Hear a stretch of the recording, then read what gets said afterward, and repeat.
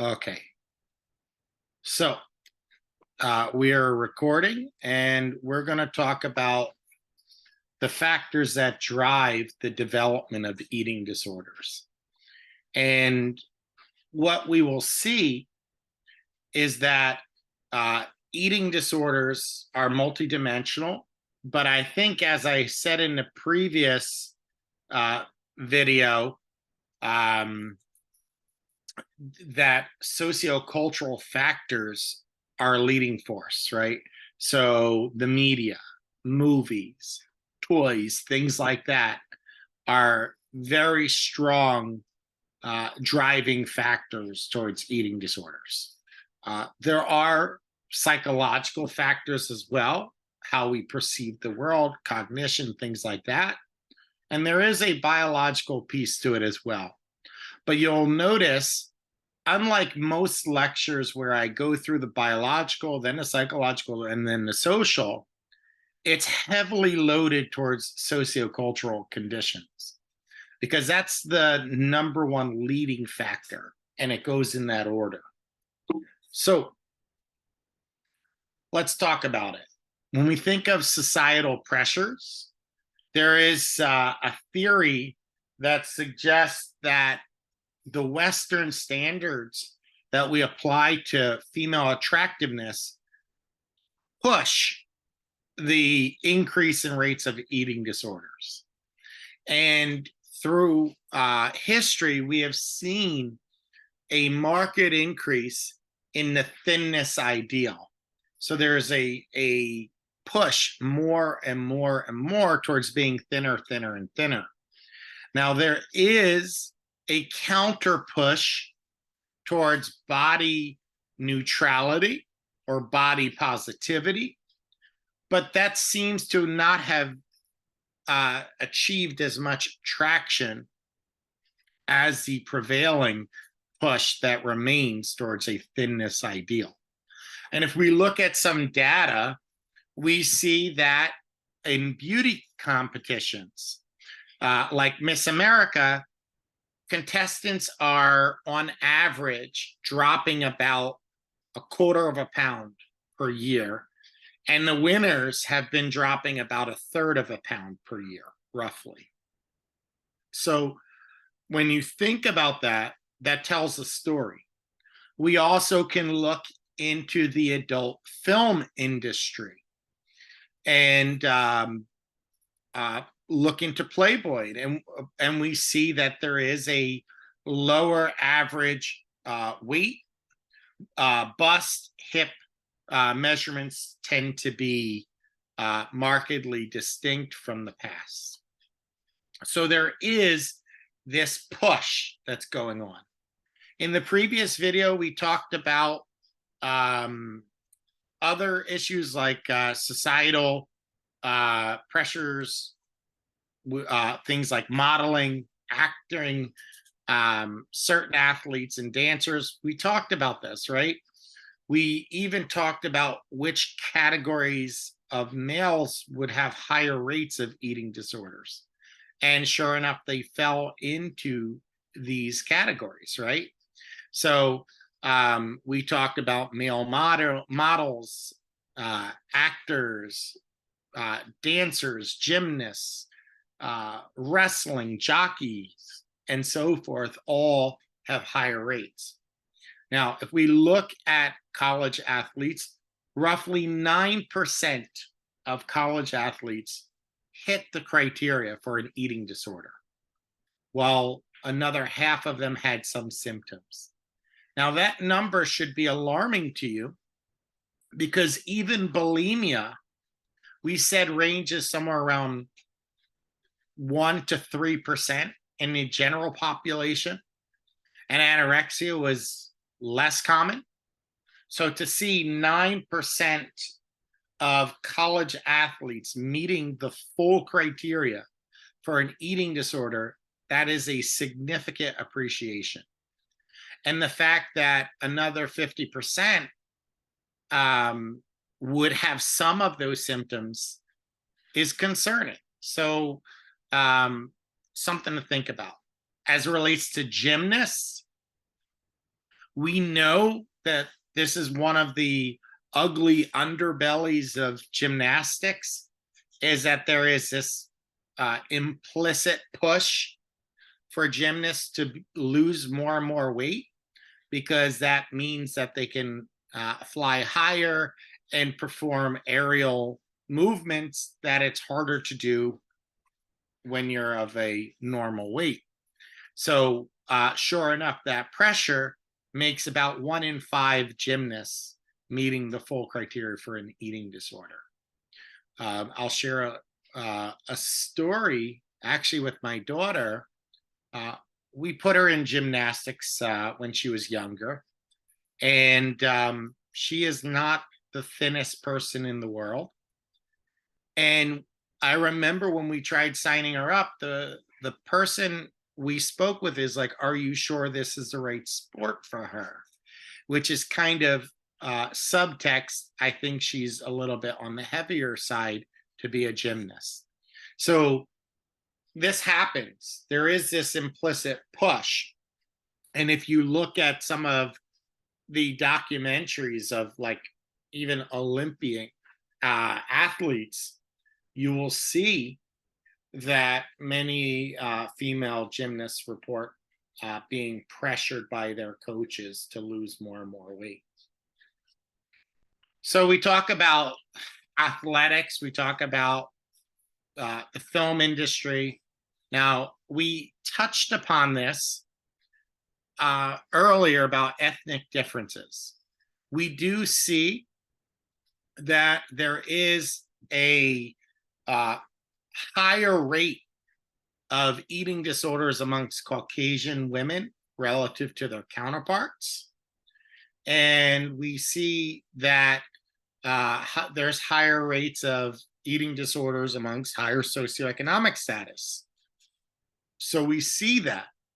Now, that being said, that doesn't mean that it's not on the rise for all ethnic groups. We're starting to see a rise in preoccupation with food and dieting in all communities. So that this is something we're tracking because it's a potential area of concern for us. All right. Now, we touched on dieting.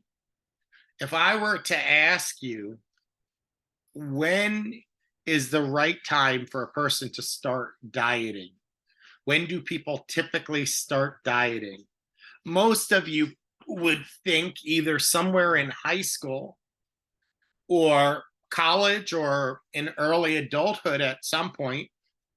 Well, what if I told you that there's a prejudice, a sizeism bias against overweight people?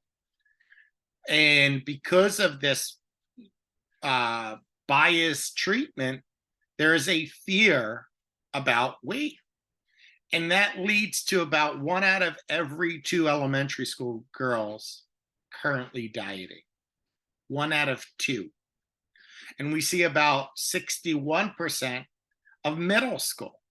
So the preoccupation with one's weight and the fear of gaining weight is occurring earlier and earlier and earlier. It is a significant problem that we have to keep.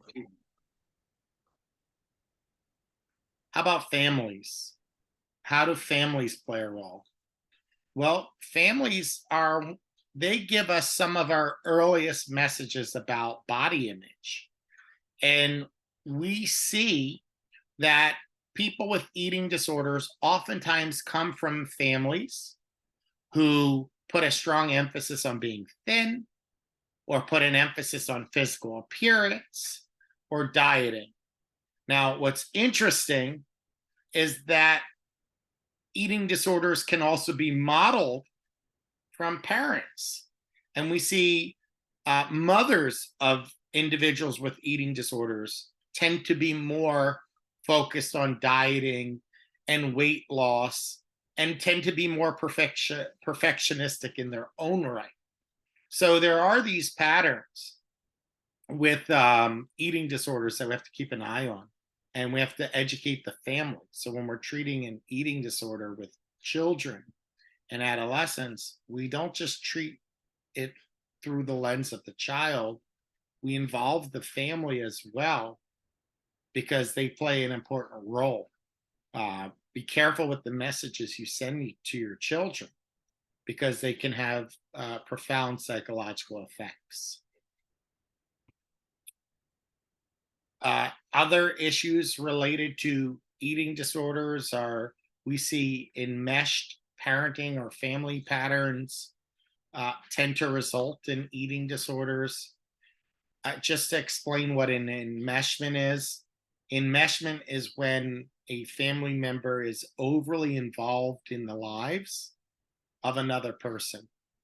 Basically, when they cross boundaries and offer opinion when it's not warranted, such as uh, in the case of, let's say, um, you're all adults and you choose to start dating. How much say should your parents have on who you're dating? Well, there is a cultural element for sure, but assuming the cultural element is removed, uh, if a parent is commenting or involving themselves in your romantic relationship, that's a boundary cross, right? And we would refer to that as enmeshment. So we see that. And when there's enmeshment, we see that the family expects loyalty and clinginess uh, over independence. Now it's masked as them being loving. We're just a close family. We're very affectionate. It's masked that way. But in the end, it's really just an over involvement. And that creates a space where you don't have as much say in who you are and your choices. Now, that feeling of powerlessness can result in the desire to acquire power in any way possible. And one of the things about eating disorders is that you feel powerful, you feel in control. Even if the world around you is chaotic, you can control this one thing. So we see it as, especially with anorexia in particular, an issue of wanting control. All right. Now, Brooke also talks about parent-child relationships. So we see that if there are problems with, according to this is more of a psychodynamic perspective, but mother-child interactions, if there are problems in the relationship, that could cause some ego deficiencies, right? And ego deficiency means that you don't have a strong sense of self.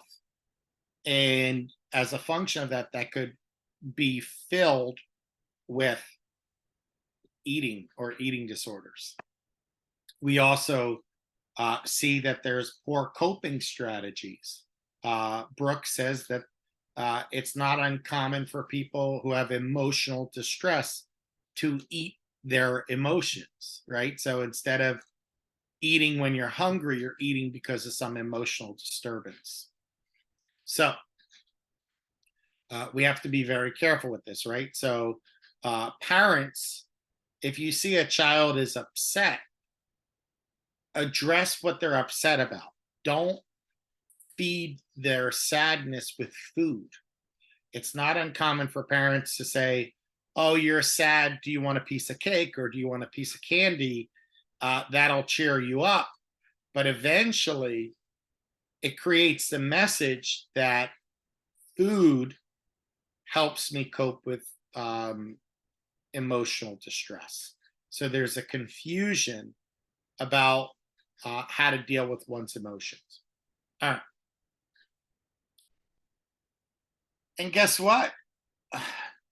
Brooks' research or theory is supported by research. We do see people with bulimia tend to eat in response to strong emotions.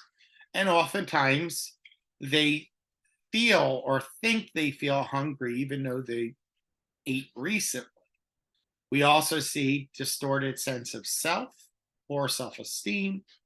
And this results in a reliance of the feedback or opinions of other people.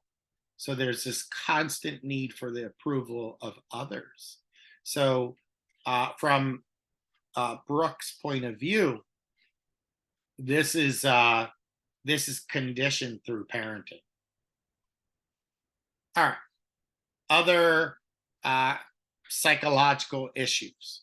We see that there is a comorbidity or co-occurrence of mood disorders and eating disorders. I think we talked about that in a previous video as well, about the common profile. And there is an argument that the mood disorder oftentimes precedes the eating disorder, and based on it, it may set the stage for the eating disorder. You might recall when we looked at the commonalities and differences between anorexia and bulimia, we talked about mood disorders being a factor here. So is there any research to support this theory? Of course there is, right? So we see that a disproportionate number of people with eating disorders also qualify for a diagnosis of major depressive disorder. And that rate is significantly higher than the general population for either of these conditions. So that's important to note. So there is clearly something going on as an interplay between eating disorders and major depression. We also see that if you have close relatives or first degree relatives with eating disorders, they also seem to have higher rates of mood disorders. So there's a connection between the two. We also see low self-esteem, which is a shared feature of both. We see decreases in serotonin, which is the neurotransmitter, linked in both. And sure enough, antidepressant medication work for both. So there is clearly a lot to connect these two conditions.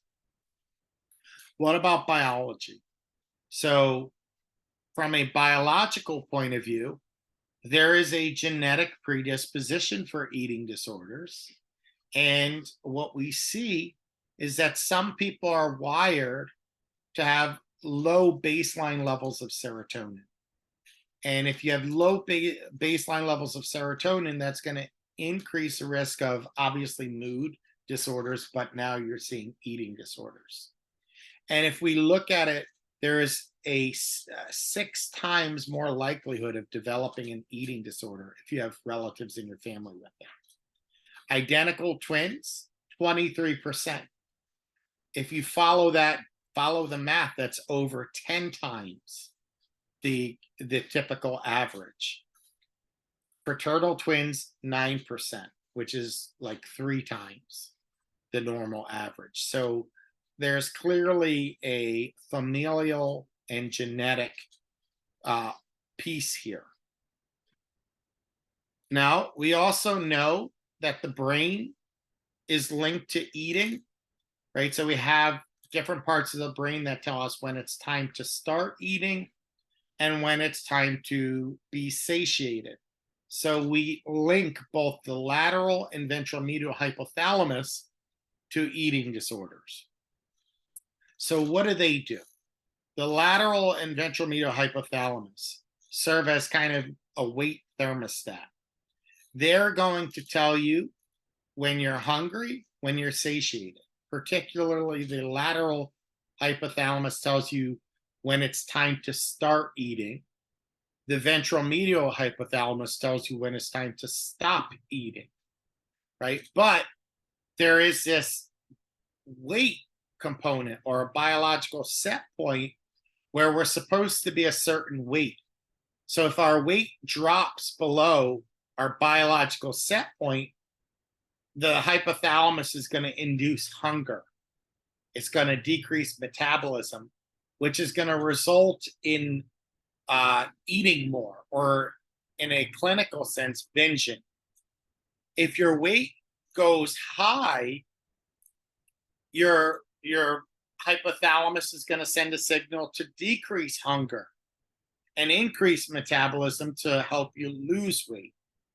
And it's interesting that you wind up fighting against yourself, right? Because uh, we hear this thing called yo-yo dieting. People's weight goes up, their weight goes down, and they're fighting against their biological set point. So anytime you're out of the norm, your brain is going to tell you we need to change something. Now, I actually want to, before I go to treatment, I also want to talk about uh, genetic mutated mice. And what we found was we can mutate the gene linked to eating, which could induce mice to overeat, and we can mutate the gene to have mice undereat. And that demonstrates that genetics also play a role. I forgot to tell that study.